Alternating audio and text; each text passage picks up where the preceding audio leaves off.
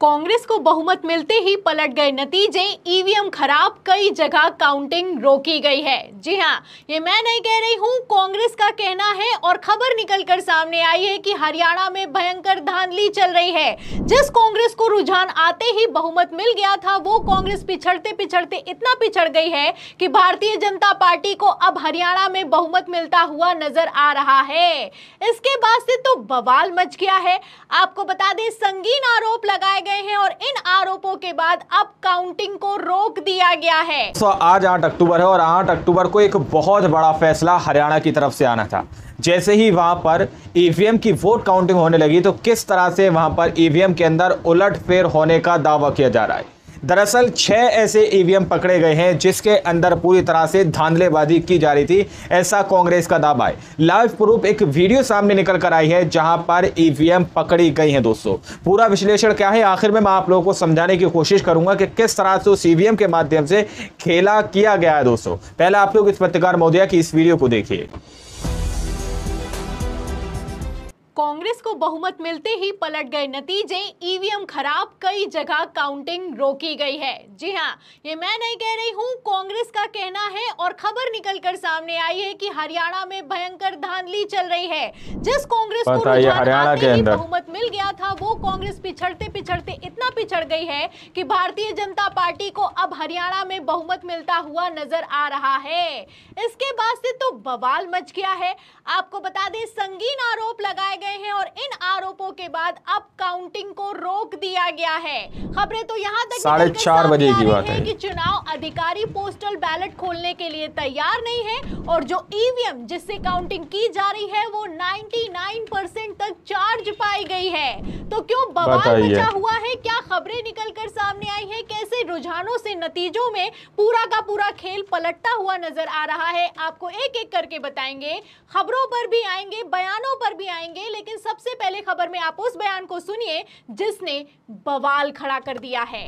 बैठने की व्यवस्था नहीं है, काउंटिंग की जगह बहुत छोटी है, प्रशासन ने कोई इंतजाम नहीं किया और अब तक तो इन पर पोस्टर बैलेट नहीं खुले हैं। 1 घंटा लगेगा भी पोस्टर बैलेट खुलने में। तो सुना आपने, ये कांग्रेस के 1 घंटा लगेगा। जब स्ट्रांग रूम में पहुंचे तो जो उन्होंने देखा उसके बाद तो उनकी आंखें फटी की फटी रह गई हैं। आप देख सकते हैं, मीडिया कर्मियों से बातचीत कर रहे हैं और बातचीत के दौरान खुलासा किया है कि ये लोग तो पोस्टल बैलेट तक खोलने के लिए तैयार नहीं है। 1.5 घंटे से ज्यादा का समय हो चुका है। जो स्ट्रांग रूम बनाया है वो छोटा सा है, वहां पर कोई बैठ नहीं सकता है। अब जब ये लोग काउंटिंग करने जा रहे हैं तो आलम तो ये हो चुका है कि जो ईवीएम निकलकर सामने आई है वो 99% तक चार्ज पाई गई हैं और 99% तक कि उन ईवीएम में जो कि 99% चार्ज हैं उसमें भारतीय जनता पार्टी को 65% से ज्यादा वोट मिलते हुए नजर आ रहे हैं। तो खेला बताइए, 6 ईवीएम के अंदर आरोपों पे आरोप लगाए जा रहे हैं और इन सब के बीच आपको बता दें कि काउंटिंग को ही रोक दिया गया है। खबर निकलकर सामने आई है कि कांग्रेस के एजेंट ने लगाया वोटिंग मशीनों में धांधली का आरोप, पानीपत सिटी में वोटों की गिनती को रोक दिया गया है। तो वोटों की गिनती को रोक दिया गया के अंदर ये मामला सामने निकल कर आया है कि स्ट्रांग रूम में काउंटिंग के दौरान क्या ही चल रहा होगा। फिलहाल मैं आपको बता दूं, जो वो काउंटिंग रोक दी गई थी अब उसे दोबारा से शुरू किया गया है और जैसे ही काउंटिंग शुरू हुई है, सारी की सारी सीटें जो कि पानीपत की हैं उसमें भारतीय जनता पार्टी आगे निकलती हुई दिखाई दे रही है। खबर देखिए भास्कर की, इसमें लिखा भी हुआ है कि जिले की 4 सीटों पर बीजेपी आगे, पानीपत शहरी में काउंटिंग फिर शुरू, 99% चार्ज ईवीएम पर बवाल हो गया है। तो जिससे वोटिंग हुई है और वोटिंग के बाद जब काउंटिंग हो रही है तो आखिर कैसे वो 99% चार्ज पाई गई है, सवाल तो इसी बात का खड़ा होता है। मतलब कि वोटिंग होती है, सुबह से शाम तक वोटिंग होती है और सिर्फ 1% बैटरी खर्च हुई है, ऐसा कैसे हो सकता है? ये सवाल बहुत बड़ा दोस्तों। सवाल किए जा रहे हैं, चुनाव अधिकारी जवाब देने के लिए तैयार नहीं है। कई स्ट्रांग रूम है हरियाणा में जहां पर बवाल खड़ा हो गया है। फिलहाल मैं आपको बता दूं, जो कांग्रेस बहुमत का आंकड़ा रुझानों में पार कर गई थी अब वो पिछड़ती हुई नजर आ रही है। आप देख सकते हैं पहले जब रुझान निकलकर सामने आए तो कांग्रेस को 74 सीटें, मतलब कि पूरा का पूरे रिकॉर्ड ही टूट गए। हरियाणा में 74 सीटें मिल रही थी और भारतीय जनता पार्टी को महज 11 सीटें मिल रही थी। अब वही कांग्रेस आप देख सकते हैं कि 31 पर पहुंच गई है और भारतीय जनता पार्टी 54 पर आ गई है। हरियाणा के सारे रुझान, एग्जिट पोल, वरिष्ठ पत्रकार, सब कुछ फेल होता हुआ नजर आ रहा है। हरियाणा की अगर बात की जाए तो इलेक्शन साइट के मुताबिक आप देख सकते हैं को टोटल सीटें होती हैं 90, भारतीय जनता पार्टी को 48 और कांग्रेस को 36 मिलती हुई नजर आ रही हैं। यहां पर 46 का बहुमत होता है। जम्मू कश्मीर में आप देख सकते हैं कांग्रेस ने बाजी मारी है। इलेक्शन साइट के मुताबिक कांग्रेस को 51 सीटें, भारतीय जनता पार्टी को 25 सीटें मिलती हुई नजर आ रही हैं। अब इससे आप अंदाजा लगा सकते हैं कि पूरा का पूरा खेल ही पलटता हुआ नजर आ रहा है। जिस हरियाणा को लेकर राहुल गांधी ने दावा किया कि यहां पर हम क्लीन स्वीप करने वाले हैं, कांग्रेस की आंधी नहीं सुनामी आने वाली है, वहां पे नतीजे अब पलटते हुए नजर आ रहे हैं। अब ऐसे पूरी तरह से नतीजे पलट चुके हैं यार, क्या करिए बताइए। लेकर नायाब सिंह सैनी ने एक दिन पहले ही इशारा कर दिया था। आप जानते हैं कि बयान निकलकर सामने आया था नायाब सिंह सैनी की तरफ से कि बीजेपी एक तरफा हरियाणा में सरकार बना रही है और 8 तारीख को कांग्रेस कहेगी कि ईवीएम खराब हो चुकी है, क्योंकि हमारे पास तो पूरी की पूरी व्यवस्था है, हम जीतने जा रहे हैं, पूर्ण बहुमत की सरकार बनाने जा रहे हैं। ये वो नायाब सिंह सैनी है जब अपनी ही सीट पर चुनाव प्रचार करने के लिए जाते हैं तो पब्लिक दौड़ा लेती है, काले झंडे दिखाती है, नारेबाजी की जाती है, लेकिन फिर ये वो नायाब सैनी है कि कॉन्फिडेंस 7वें आसमान पर है। अब जब कॉन्फिडेंस था तो वही कुछ कॉन्फिडेंस अब नतीजों में भी तब्दील होता हुआ नजर आ रहा है। और तो और प्रधानमंत्री नरेंद्र मोदी ने तो पहले ही कह दिया था, जो छत्तीसगढ़ में हुआ था, जो राजस्थान में हुआ था, जो मध्य प्रदेश में हुआ था, वही हरियाणा में होने जा रहा है। वही हरियाणा में होने जा रहा है, वही हुआ दोस्तों। फाइनल तस्वीर निकलकर सामने आ रही है, राजनीतिक विश्लेषक भी चौंक गए हैं और तो और कांग्रेस भी हैरान दिखाई दे रही है।